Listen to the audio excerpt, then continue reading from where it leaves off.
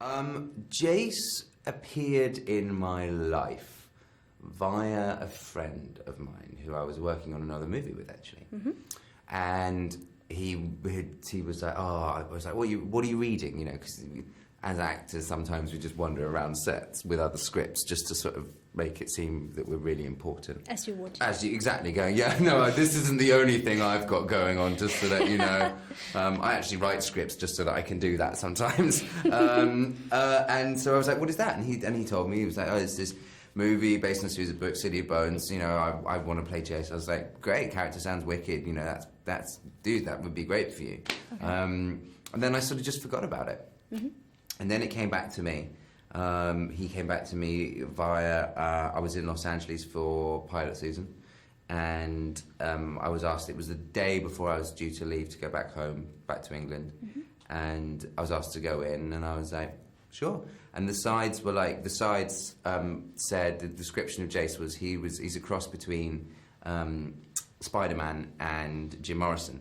And I was like, yeah, I love this. I think that's awesome. So then I did the audition, expected nothing. I mean, I was like, you know, you always expect no in this industry. And then got a call, they're like, a week away, they want you to come in for 1 day camera test. And I was like, wicked. So read all the books and, yeah, tested, and, you know, that's how Jace came to me. You know, I was never interested in playing another character. Jace was always the one. I don't think I could play any other character. Maybe Clary, but... Of course. Of course, you know. It's the hair. I did 4.5 months of physical training, and I made a mood board.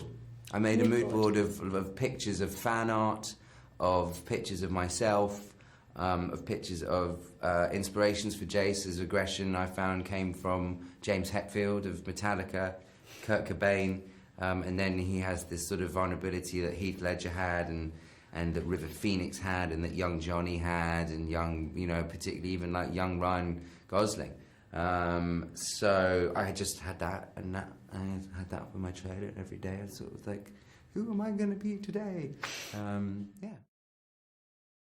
Acting is a challenge for me.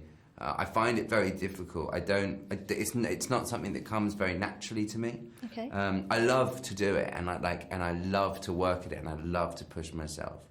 But it's not.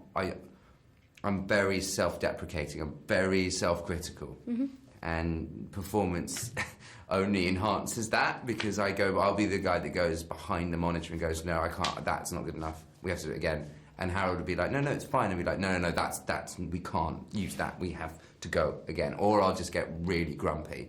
I'll be like, ugh, like really angry with myself.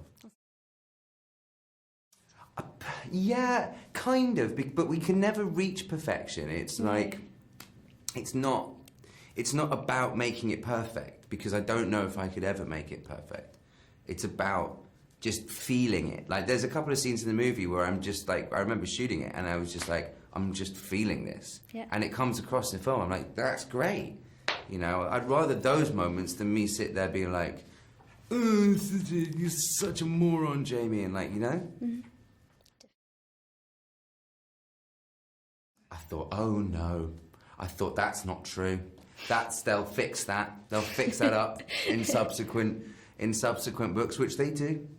Spoiler alert, if anyone hasn't read the books.